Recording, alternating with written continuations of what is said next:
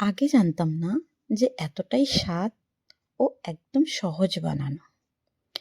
খুবই টেস্টি ও মজার হয় খেতে, একবার খেলে বারবার মন চাইবে। এতটাই মজার মানে কি বলবো, আর খুবই সিম্পল একটা রেসিপি নিয়ে চলে এসেছি বন্ধুরা। Hello friends, welcome back to my channel Monar রান্নাঘর।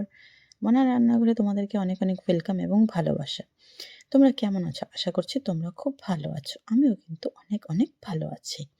তো চলো, তোমাদের জন্য একটা খুবই সিম্পল ভাপা পিঠার রেসিপি নিয়ে চলে এসেছি। তোমাদের আর কষ্ট করে চাল গুঁড়ো করার দরকার হবে না। খুবই সহজভাবে সুজি দিয়ে এই রেসিপিটা বানিয়ে নিতে পারবে। তো দেখো, আমি এখানে বড় বাটি দিয়ে 1 বাটি সুজি নিয়ে নিয়েছি। নিয়ে এটাকে মিক্সিতে একটু ঘুরিয়ে নিয়েছি। দেখো, একটু দানা ভাব থাকবে কিন্তু অনেকটাই মিহি হয়ে গেছে, মানে আমাদের রেসিপিটার জন্য পারফেক্ট। তো দেখো, আমি একটা বড় বাটির মধ্যে ঢেলে নিয়েছি। ঢেলে এগুলোকে একটু মিক্স করে নিচ্ছি। ভালো করে একটু দেখো নাড়িয়ে চাড়িয়ে মিশিয়ে নিয়েছি।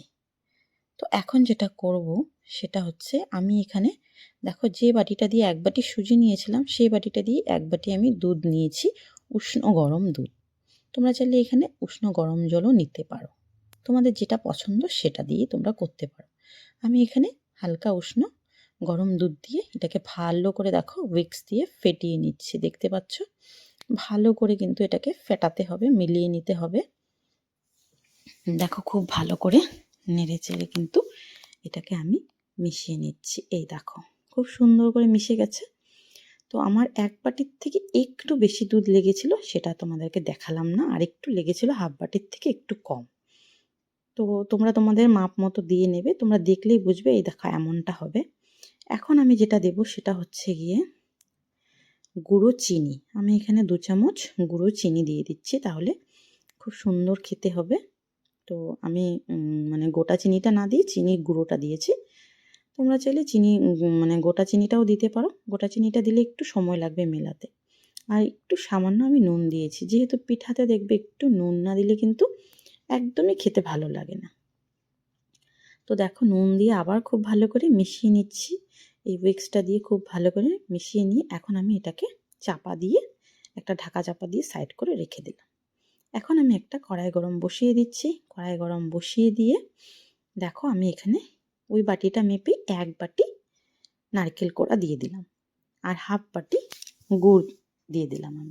আমি এখানে আখের গুড়টা ইউজ করেছি। তোমরা চাইলে এখানে পাটালি গুড় ইউজ করতে পারো, খেজুরের পাটালি যেটা হয় সেটা ইউজ করতে পারো। তোমরা তোমাদের পছন্দ মতো করতে পারো। তো আমি আখের গুড়টা দিয়ে নিয়েছি, দিয়ে খুব ভালো করে মিশিয়ে নিচ্ছি।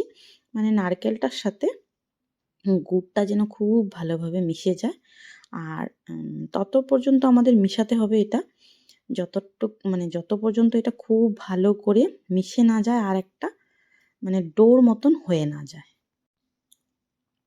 দেখো, খুব ভালো করে কিন্তু আমি একদম মিশিয়ে নিচ্ছি, আর গুড়টাও কিন্তু একদম গলে যাবে মিশাতে মিশাতে। আর একটা সুন্দর দেখবে কালার চলে আসবে। আর একটা যখন তোমরা বানাবে দেখবে খুবই সুন্দর একটা গুড় জালের একটা পাকের একটা সুন্দর গন্ধ বেরোবে। আর এই সবগুলো এঁটে আসবে। দেখো, এই দেখো কড়াই ছেড়ে আসবে, বোঝাই যাচ্ছে যে এটা হয়ে গেছে পাকটা। যেহেতু আমরা নাড়ু বানাবো না, তার জন্য আমাদের এতটুকু পাকেই কিন্তু যথেষ্ট। তো এখন আমি এটাকে কি করব, একটা প্লেটের মধ্যে তুলে নেব। এটাকে একটু ঠান্ডা করে নিতে হবে। তো আমি একটা প্লেটের মধ্যে তুলে একটু ছড়িয়ে দেব। ছড়িয়ে দিলে কিন্তু অনেকটা ঠান্ডা হয়ে যাবে। দেখো, একটা প্লেটের মধ্যে নিয়ে নিয়েছি, চামচ দিয়ে ছড়িয়ে দেব। তারপর আমি ওই পাশে ঢাকাটা খুলে দেখব যে আমাদের সুজিটার কি কন্ডিশন। দেখো, সুজিটা কিন্তু আগের তুলনায় একটু ঘন হয়ে গেছে। তা আবার একটু নাড়িয়ে চাড়িয়ে নিচ্ছি, একটু খুব ভালো করে 5 মিনিটের মতো ফেটিয়ে নেব। দেখো, তারপর এখানে দিয়ে দেব 1 চামচের থেকে একটু কম বেকিং সোডা আর একটু জল। তোমরা চাইলে এখানে বেকিং পাউডারও ইউজ করতে পারো। বেকিং পাউডারটা ইউজ করলে বেশি সুন্দর হয়। তো আমি বেকিং সোডা ইউজ করেছি। তারপর দেখো, একটু জল দিয়ে খুব ভালো করে মিলিয়ে নিচ্ছি। আর এটা যখন মিলাবে দেখবে আরেকটু পাতলা হয়ে যাবে। আর যদি তোমরা এখানে বেকিং সোডা পাউডার ইউজ করো, তখন কিন্তু আরেকটু পাতলা হয়ে যাবে, একদম ফোমের মতন হয়ে যাবে। তারপর দেখো, এই আমি প্যানটা নিয়েছি। তোমরা চাইলে এখানে বাটির মধ্যেও করতে পারো, ছোট ছোট বাটির মধ্যে, কিন্তু এটাতে করলে খুব সুন্দর হয়। একই সাইজের হয় সবগুলো, দেখতেও সুন্দর হয় আর একসাথে অনেকগুলো হয়ে যায়। তো আমি এখানে একটা বাটির মধ্যে তেল আর জল মিশিয়ে রেখেছিলাম। সাদা তেল আর জল একসাথে মিক্স করে ওটা আমি একটা ছোট কাপড় দিয়ে ব্রাশ করে দিয়েছি। তারপরে এক চামচ করে দেখো সুজির ব্যাটার নাড়িয়ে নেব, আবার একটু নাড়িয়ে এক চামচ করে কিন্তু প্রত্যেকটা খোপের মধ্যে দিয়ে দেবো। দেখো এক চামচ করে, কিন্তু একটাও বাদ দেবো না, প্রত্যেকটাতে দিয়ে নেব। চলো দিয়ে নিই।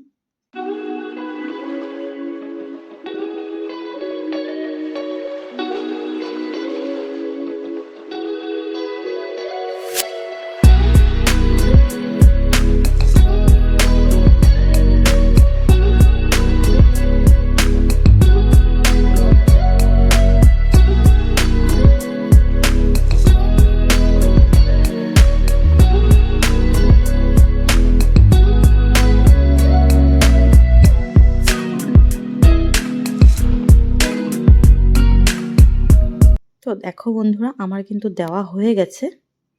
তারপরে আমি এখন কি করব, ওই যে গুড়ের মানে নারকেলের যে মানে পুরটা বানিয়ে রেখেছিলাম সেটাকে একটু ছোট ছোট করে প্রত্যেকটার মধ্যে কিন্তু বসিয়ে দেব। মানে প্রত্যেকটা সুজির মিশ্রণের মাঝখানে কিন্তু একটু জাতা দিয়ে বসিয়ে দেব। আর হ্যাঁ বন্ধুরা, এখানে তোমাদেরকে বলতেই ভুলে গেছি, আমার ভিডিওটা যদি তোমাদের ভালো লেগে থাকে আর রেসিপিটা যদি পছন্দ হয়ে থাকে, অবশ্যই একটা লাইক করতে কিন্তু একদমই ভুলো না। পারলে চ্যানেলটা সাবস্ক্রাইব করে দিও। আর হ্যাঁ, তোমাদের বন্ধুদের সাথে একটু শেয়ার করে দিও। ফেসবুক পেজ থেকে দেখে থাকলে প্লিজ পেজটা ফলো করার অনুরোধ রইল। আর তোমরা কোন জায়গা থেকে দেখছো সেটা কিন্তু কমেন্টে জানাতে একদমই ভুলো না। তো চলো বন্ধুরা, দেখো আমার প্রত্যেকটার মধ্যে দেওয়া হয়ে গেছে এই নারকেলের পুরটা। এখন আমি উপর থেকে একটু একটু করে সুজি দিয়ে আবার এটাকে কাভার করে দেব, যেন এটা দেখা না যায়। মানে খুব সুন্দর হয়ে যাবে আর কি। প্রত্যেকটা আবার এরকম ঢাকা দিয়ে দেব। দেখো আমার হয়ে গেছে, আর কতটা সুন্দর লাগছে দেখতে। প্রত্যেকটা কিন্তু একই সাইজের হবে। যখনই ভাপা পিঠাটা তৈরি হবে না বন্ধুরা, অনেক ভালো লাগবে। তো দেখো একটা কড়াইয়ের মধ্যে, মানে সেই কড়াইটার মধ্যেই যেটার মধ্যে আমি পুর বানিয়েছিলাম সেটার মধ্যেই জল দিয়ে দিয়েছি। দিয়ে এই আপ্পাম প্যানের কড়াইটাকে, মানে আপ্পাম প্যানটাকে বসিয়ে দিলাম। কি বলে, কড়াই বলে প্যান বলে জানি না। এটাকে বসিয়ে দিয়ে দেখো, এই যে দেখিয়ে দিলাম। তারপর আমি ঢাকা চাপা দিয়ে দিলাম। আমি 5 থেকে 10 মিনিটের মধ্যে এটা খুলে দেখব। দেখো 10 মিনিট হয়ে গেছে, আর পুরোই হয়ে গেছে, একটু বাকি আছে। আর এটা না হওয়ার কারণ হচ্ছে গিয়ে কড়াইটার মধ্যে অনেকটা ডিস্টেন্স হয়ে গেছে, তার জন্য আমি কড়াইটা চেঞ্জ করে দিলাম। দেখো আগেরটা অনেক ফাঁকা ছিল, তার জন্য কিন্তু ভাপটা বেরিয়ে যাচ্ছিল। আমি অন্যটার মধ্যে ট্রান্সফার করে নিয়েছি, আর দেখো কি সুন্দর হয়ে গেছে না। এখন আমি এটাকে গ্যাসটা বন্ধ করে একটু টাইম ঢাকা দিয়ে রেখে দেব। একটু ঠান্ডা হয়ে যাওয়ার পর দেখো একটু ঠান্ডা হয়ে গেছে, পুরো ঠান্ডা হয়নি। তো দেখো কত সুন্দর লাগছে, দেখছো আর কি অনায়াসে উঠে আসছে, কিন্তু একটুকু লেগে যায়নি, দেখলে তো। তো চলো প্রত্যেকটা কিন্তু এই ছোট্ট প্লেটটার মধ্যে আমি সার্ভ করে নিচ্ছি। আর এই আপ্পাম প্যানটাতে মানে যে কোনো কিছু বানালে কিন্তু দেখতে খুবই সুন্দর লাগে, আর ভাপা পিঠাগুলো দেখতে কিন্তু অসাধারণ লাগছে। তোমরা বন্ধুরা অবশ্যই একবার এভাবে ট্রাই করে দেখতে পারো। আমার কিন্তু একটা না তুলতে গিয়ে ভেঙে গেছিলো, যেহেতু গরম ছিল।